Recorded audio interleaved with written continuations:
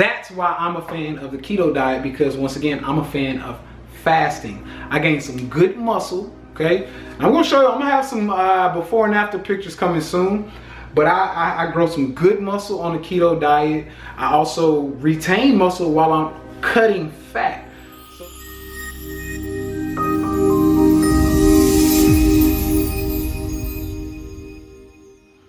The vegan ketogenic diet. Now, many vegans, I was once one of them, we didn't like the keto diet, and for a good reason. It's because most of us know of the keto diet to be something that meat eaters do. It wasn't really popular with a lot of vegans or vegetarians. It wasn't something we did up until now. And honestly, a lot of vegans still are against it, just simply because of a lot of the doctors who have been talking about the high fat diets, or talking about the negative benefits of eating too much cholesterol or saturated fats. And honestly, a lot of these tests and studies are done on people who eat meat, eggs, and different other, bacon, fats, all this crazy stuff that will clog your arteries and is bad for you.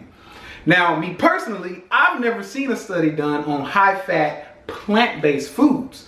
So today, I actually want to give you a list of plant-based foods to eat and not to eat.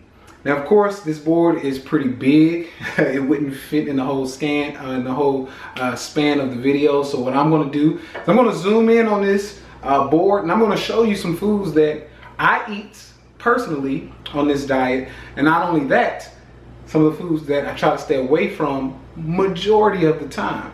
Now, for all of my people who hate high fat or who are strictly carbohydrate lovers, that's totally fine. I've seen 80-10-10 work for people. I've seen other things work. I think all diets work for people who, vegan diets. Let me say that. I think all vegan diets work as long as you're getting the benefits that you aim to get. For me, I've noticed fat burning is substantially higher when I do a ketogenic diet. Not only that, my skin gets a lot better, my energy is better, and I do what I call more of a modified ketogenic diet / diet variation, where I come out of ketosis. So let's get into it. I want to show you some of these foods. I don't want to make this video too long, so let's get going. So as you see here, I have good vegan keto meals and not so good keto vegan meals. Now, I want to focus on the not so good first and why they're not so good. So grains, not so good. Why? Because they usually, if not all the time, will kick you out of ketosis. I'll explain later in another video why staying in ketosis for a couple days is beneficial. Corn, not so good. Rice, not so good. Beans, and I say most beans and legumes because you'll see here I have chickpeas on the list, because chickpeas are actually pretty good. You can get away with that on a keto diet. Sugar, honey, agave, and maple syrup, no go. These things will spike your insulin so fast, it's crazy. And I'm talking about kick you out of ketosis instantly. And just real quick, the reason why we don't want insulin, for those of you who are still trying to figure this out, we don't want insulin in the diet simply because when insulin is available or when it's present, fat burning, or what we call lipolysis, is not available. So we don't want sugar or insulin in the blood too much. We don't want too much of it or the wrong type of spikes. Fruit, apples, bananas, oranges, and a lot of other different fruits that are high in sugar are also going to cause that. I didn't put juices up here, but fruit juices is definitely a no-go as well. And then we got potatoes and yams. Those are a few things that I try to keep out of my diet on a regular basis, but I do go in and out of ketosis, and I'll come and have some of these foods maybe once a week, and sometimes maybe once every other week. Just depends on what I'm trying to achieve that week. Now, we'll come over here to the good side, okay? And this is some of the foods that I eat. I didn't put any protein powders on here because I want to show you that you can stick to a mostly plant-based diet and get everything you need. So me personally, I do a lot of pumpkin seeds, hemp seeds, flax seeds, not really much chia seeds, but a lot of sunflower seeds as well. And then I come down to the nuts. Macadamia nuts are really good. Pecans, really good. Those are probably two of the best ones. Walnuts will be best as well. I do walnuts a lot. probably about 800 calories of walnuts a day, which is about a cup, maybe a cup and a half. I do almonds or almond butters. So you'll see some of these will also have butters that you can use as well. Try to find a natural butter or as natural as possible. Then you get into the peanuts. A lot of people are, you know, hit or miss with the peanuts, but peanuts are good for me. I like them. So don't be hating on me about my peanuts, all right? And then we get into our fruits. Now, for those of you who don't know, avocado is a fruit, all right? So avocados are good. That's probably one of my favorite foods to eat on the regular basis. So I'll do avocados. I'll also do strawberries, cantaloupe, blueberries, watermelon. You can still eat a few of your fruits. They just have to be a little lower in carbs or sugar.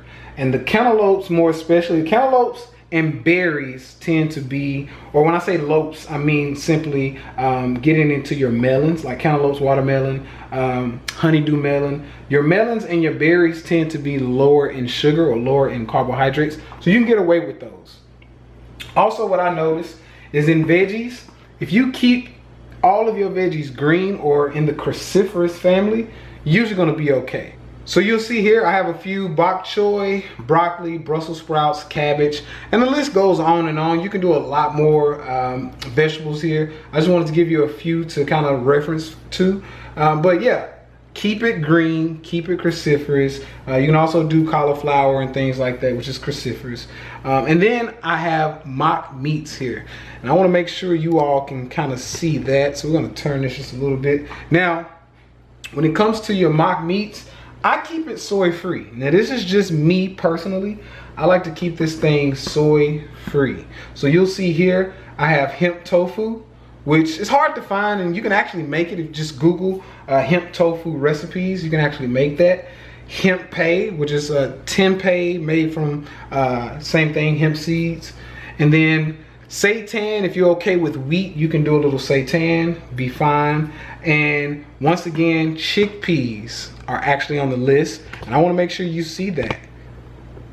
Yes, chickpeas are on the list, slash hummus. And the reason why hummus is on the list is because hummus is usually just a chickpea with a little tahini butter, and sometimes you know, maybe a little more salt or something in it, but it's pretty good. It's high fat, lower in the carbohydrates, and the carbohydrates that they do have are mostly fiber, so you can do good with your chickpeas. It's totally fine. Now I realize this video is probably a little raggedy than what you're used to, but I wanted to pull out my board and kind of show you, okay? I got to show you my chicken scratch. It's not the best handwriting, don't talk about me. But this is how we do it on a vegan ketogenic diet. Like I said, ketogenic is not for everybody, okay? But if you're looking to lose a lot more fat, more rapidly, if you like the benefits of fasting, ketogenic is pretty much a fasting mimicking diet almost. So some of the things that happen when you fast, like human growth hormone, lower insulin levels, all of these things usually also happen on a lower rate on a keto diet. So that's why I'm a fan of the keto diet, because once again, I'm a fan of fasting. I gained some good muscle, okay? I'm gonna show you, I'm gonna have some before and after pictures coming soon. But I grow some good muscle on the keto diet. I also retain muscle while I'm cutting fat. So this allows me to really get in what I need to get in. Also, what I've noticed is my clients do a lot better with this. Why?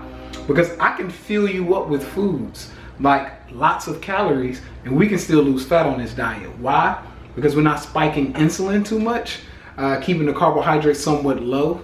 You know, 10% or less from carbohydrates and or from calories. And yeah, I can feed a regular, you know, sized woman 3,000 calories and she'll still lose fat on this diet. So yes, that is the beauty of this diet. It is about hormone optimization, not about cutting calories. Now I do realize that has a little bit to play in it, but for the most part, this is about hormones. And if you're spiking that insulin, or you have a lot of insulin coming every day or each day, this is going to be hard. Like the results you get from keto is not going to happen on that type of diet where you're spiking the insulin a lot. So that sums up this video. I hope you liked this. If you did, give me a thumbs up, comment below, because I will be making more videos talking about the keto diet, if you liked it, of course. I know a lot of people are searching for these things. This is why I made it. I promise you, it's gonna get a lot better when it comes to the quality of this stuff. I just wanted to kind of bring out my board. Hadn't used it, so I wanted to bring that out and, you know, give you a little love with that. So I hope you enjoyed this video. Use these foods, play with it, and let me know what you think. Until next time, remember, you too have the right to eat yourself to death or to life. My name is Tay Sweat. I go by the Vegan Trainer, and I will see you in the next video. Don't forget to like, comment, and subscribe. I'm out.